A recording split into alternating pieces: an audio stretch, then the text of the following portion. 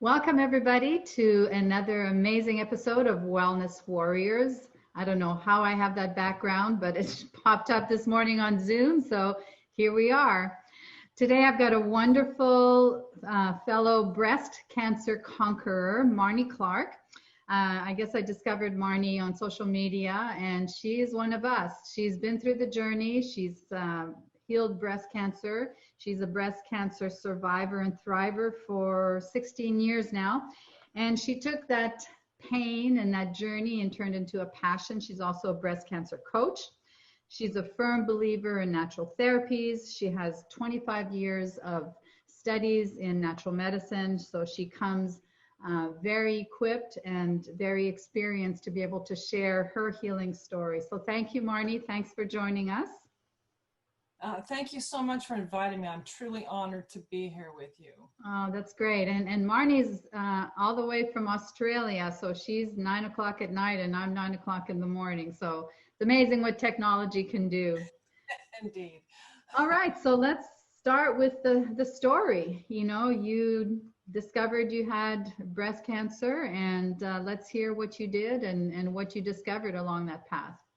Okay, well, my story actually goes back a little bit farther than that because I had a grandmother who died from breast cancer when I was only 4 or 5 years old. Mm. That was a real tragedy for me because I didn't obviously get the benefit of her wisdom and the beautiful person that she was. But then also my own mother in 1993, 92 or 3, she was diagnosed with breast cancer. And so it looked like there was a pattern developing there. So they made sure that I had mammograms from the age of 40 and right straight through. Yeah, mammogram every year. You got to have, they drill that into your head. Right.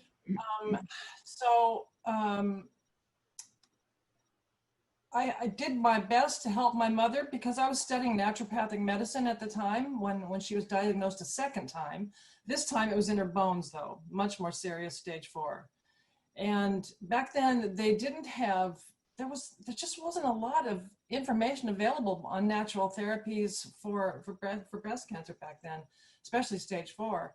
So we sold up everything in Australia, moved back to Colorado where she was, and I started juicing for her and really did everything that we could for her. Probably bought her quite a few more months of life. But in the end, she died in my arms, and there's nothing like that. There's nothing like that devastation that you feel.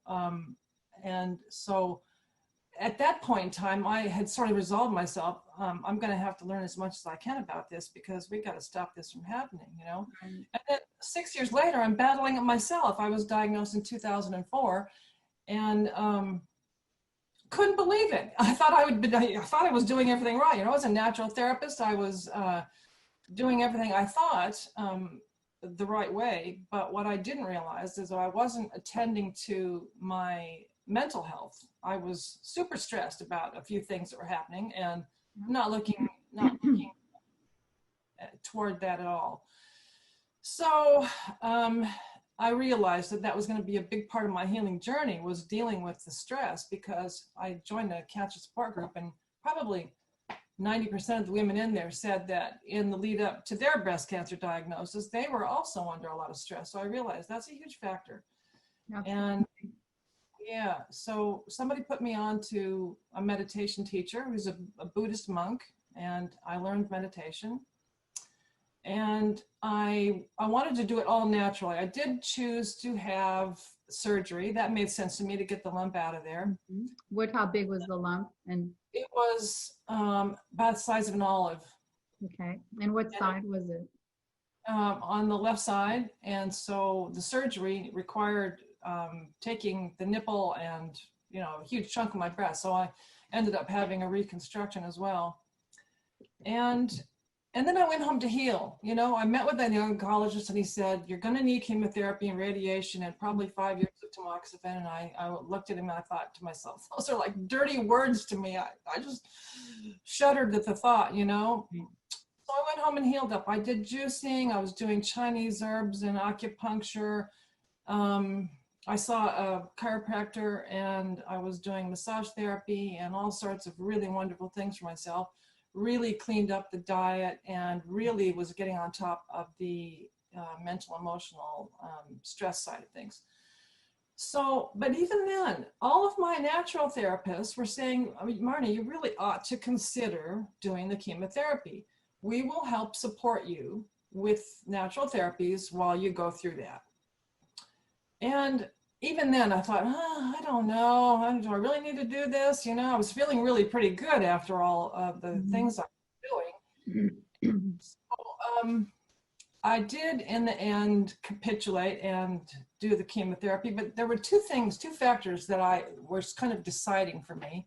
One of them was I was reading Peter Diadamo's book, the Eat Right for Your Blood Type, and they were saying that the type A's had a more difficult time overcoming cancer, and I'm type A. So I thought, took that on. For some reason, that really spoke to me. I don't know why, but it really kind of scared me a little bit, I guess. And also, I had a particularly intense meditation session where I was, my mother came to me in this vision, and she said, she looked right at me and said, Marnie, do the chemotherapy. Now, she wasn't a big believer in chemotherapy at all. She had one session herself and said, that's it. This is not quality of life. I'm not doing this again. So for her to say that to me in this vision, I mean, it was just as clear as a bell. And I thought, okay, well, maybe I better consider it. So I did. I went through 6 months of chemotherapy, and how was that for you? I continued all of my natural therapies, and I breezed right through it. I won't say there weren't days when I was just so tired I couldn't hardly stand it. Right. But I never once threw up. I was not nauseous at all. I had a ravenous appetite. All my friends and family thought, are you really doing that? The only reason they could tell it is I'd lost my hair. But otherwise, I was really, really well. And I was doing lots of juicing and, you know, just really looking after myself. And like I say, I breezed right through that. So then I go back to the doctor, oncologist. He says, okay, time for radiation next. And I'm like, no, I'm done with your toxic therapies. I can't do any more. I'm just done. And they did their best. I even had one radiation nurse who was quite adamant about the fact that I needed to get my butt in there and get this taken care of. And I said, I remember walking out in my backyard and skipping around saying, I'm not going and you can't make me. There you go. There you go. It's your body, your life, right? That's it, exactly. So I did something else that was much more nurturing for me. And I did it for the same length of time that I would have been doing the radiation. And I know that for me, it was the best thing to do. I was combining essential oils and meditation every morning. And I felt absolutely fantastic after doing that. So I know that was the right thing for me. Yeah. So the tamoxifen conversation has to come up, doesn't it? Okay, that's next, right? Always. And I wasn't even estrogen receptor positive. I was progesterone receptor positive. They didn't know what to make of me. Right. I still don't know what all that meant, really. But yeah, I couldn't be convinced that was going to be a good thing for me. There wasn't anywhere near the amount of information on the internet then in 2004 and 5 that there is now. But what I did find scared the bejeebers out of me. I thought, blood clots, secondary cancers. Oh God, yeah. I said, no, I'm not doing that. So then they said, okay, well then you'll need an aromatase inhibitor. And they gave me the name of raloxifene, I think was the one they wanted to put me on. And I looked that up too, and I said, no, I don't think so. I'm just going to carry on doing what I'm doing, and I'll be fine. And, touch wood, I am, so. And it's been 16 years? 16 years, yeah. Awesome. Congratulations. That's so wonderful. I really appreciate your story, Marnie, because in our world of natural healing, so many women feel guilty about considering Western medicine. And, my position is, you do whatever it takes to heal your body. And if that speaks to you, then do it. And like you did, you supported your body through the process by using, the herbs, the supplements, everything that you did, nutrition. And, people can do very well with that. And, there's got to be a balance. It's not for everybody, but for those that do, I mean, I really respect and honor women who do that, because you're jumping in there knowing that you're going to have such serious effects, collateral damage and side effects. But, that takes a lot of courage to be able to do that. So let's talk about hormones. So doctors are always in a hurry to suppress women's hormones. They've vilified our hormones and made us afraid of our own hormones, when in fact we need our hormones for our brain health, our heart health, our bone health, everything, our immune health. So let's talk about hormones and why women shouldn't fear their own hormones, but they need to be aware of the more exogenous toxic hormones that they're surrounded by. Exactly. Yes. That was one of the first things that I did. Was I already knew about xenoestrogens and the danger of that. So I had already pretty well detoxed my personal care products and those, all the household cleaning products. That was really important. And then I found out about a bunch more that I didn't know about. So I, had to do a second round of cleaning out of the household. And gosh, it's just so important. It drives me crazy. That is probably the number one topic on my website and my Facebook page is anything to do with tamoxifen and the subject of suppressing estrogen.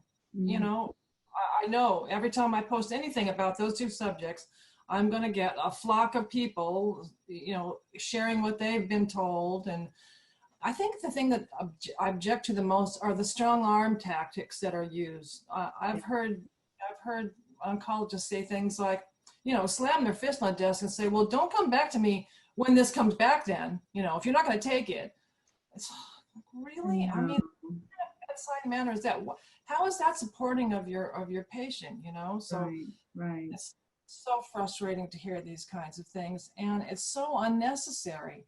I mean, I just wish that, things are changing, obviously. I believe that, in as little as 5-10 years, we're going to, which is not soon enough really, we are going to be treating breast cancer much more differently. And it needs to happen, because this is just crazy. Suppressing all of that estrogen is just wrong. It's wrong.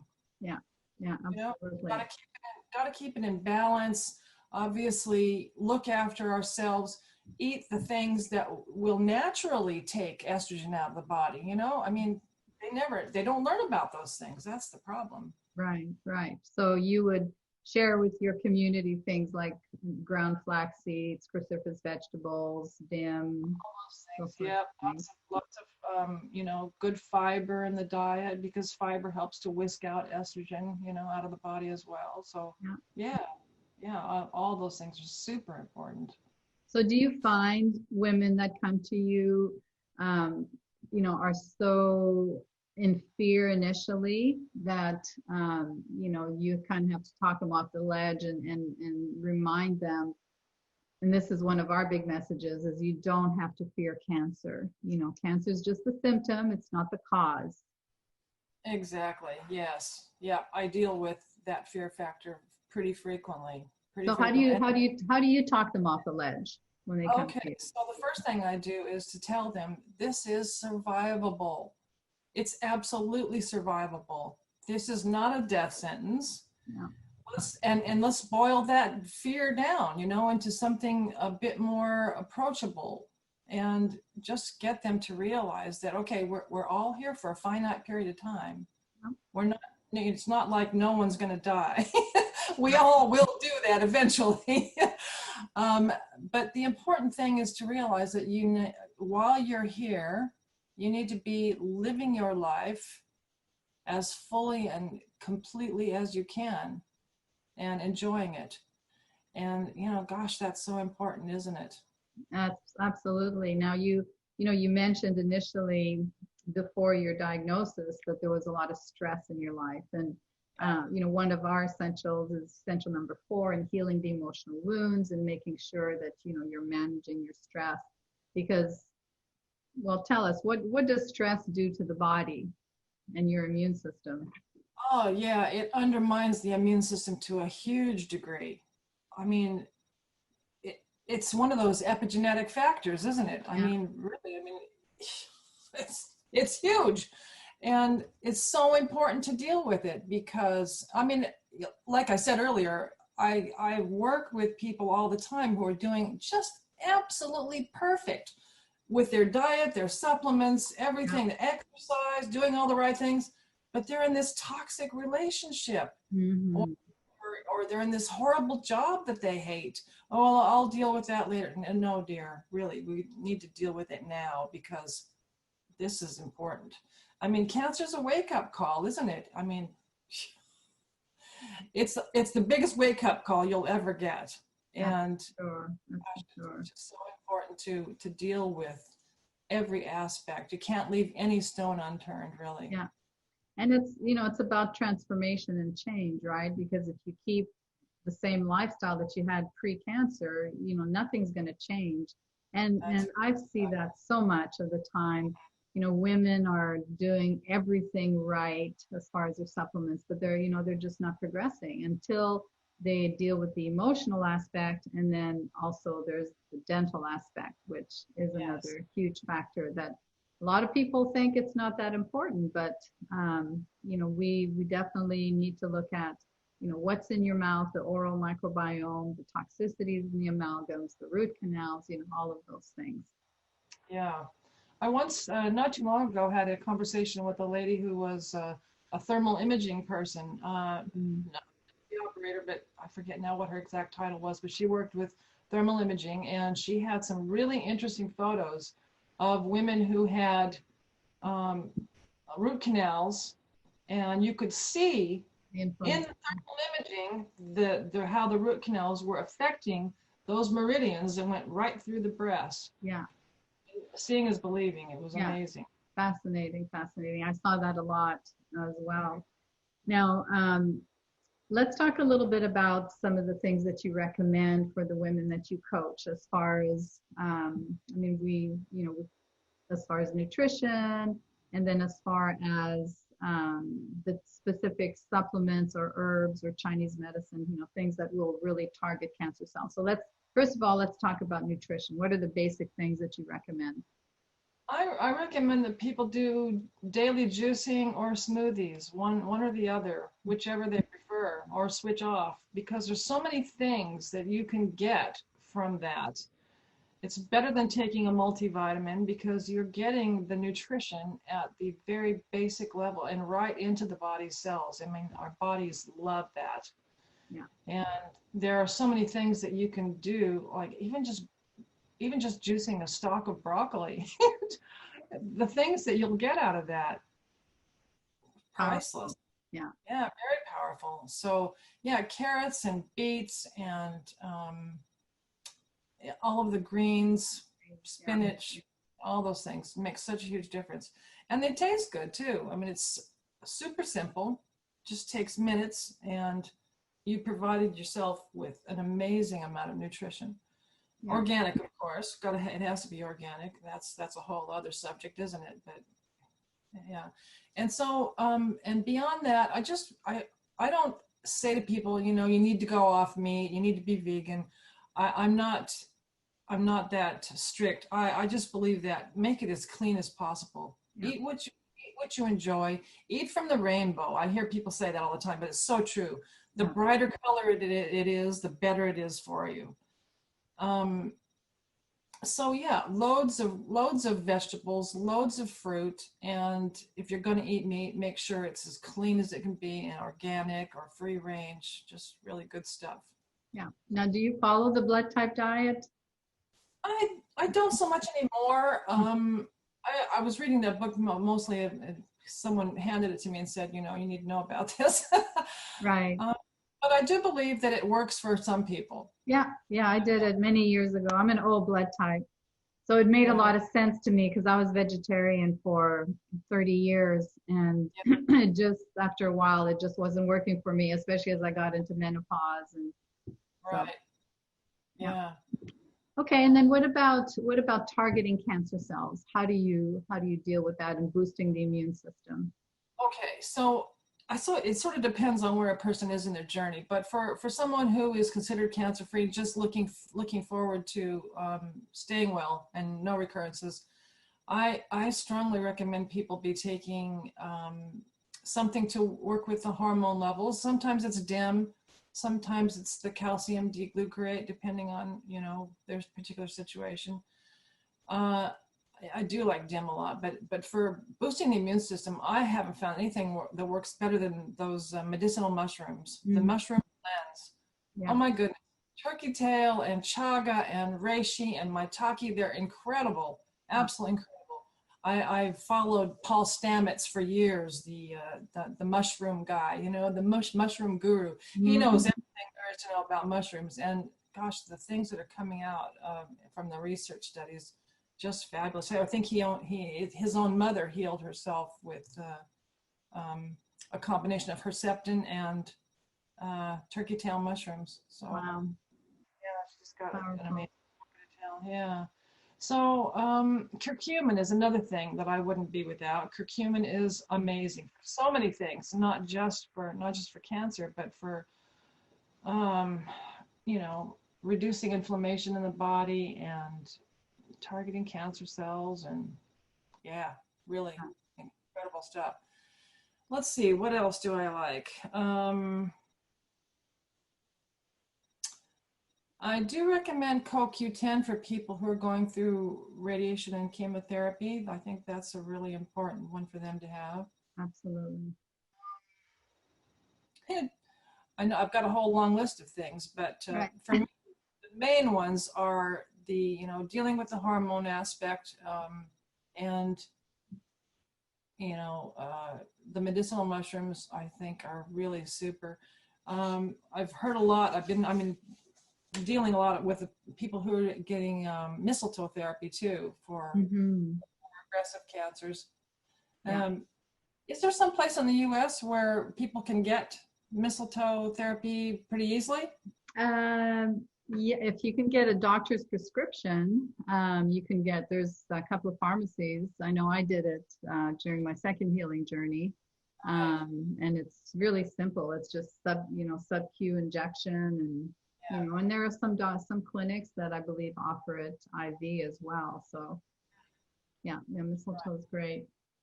Yeah, So it is. Marnie, if there were parting words of wisdom for women who are on a healing journey, what would you tell them? I really think that if they can align themselves, with their inner wisdom, their inner healer, and just tap into that. We know our bodies better than anybody else. And if you are feeling like a therapy just isn't going to be for you, then don't do it. Choose the ones that make sense to you. Do your research, dive in there, but don't spend too much time there. I tell Right. people, really let a cancer coach do that for you, because you can spend so much time on the internet and lose all sorts of sleep, because sooner or later you're going to come across one of those chat lines where someone has had a recurrence, and it scares the fuzz off you. You just don't need that. Right. So Right. I would say do a certain amount of research and then hand it over to an expert, because you need that time to heal yourself. And spending umpteen hours a day in front of a computer is just not conducive to that. But yeah, going back to that, align yourself with your inner healer. I love And that. Yeah. you And that can't. and it's so important too that women realize you you need support, Mm, because you're in the midst of this fire, so to speak, and you want somebody who is more objective, who can guide you through the process. And especially, people like you and I who've been through it, we can offer, words of wisdom because we've been there. So really, coaching and community is so important for women on the journey. So exactly you right. have a free gift for us. I love it. 21 crucial things to do when you have a breast cancer diagnosis. That's awesome because that's the big question, right? I've just been diagnosed. So what do I do next?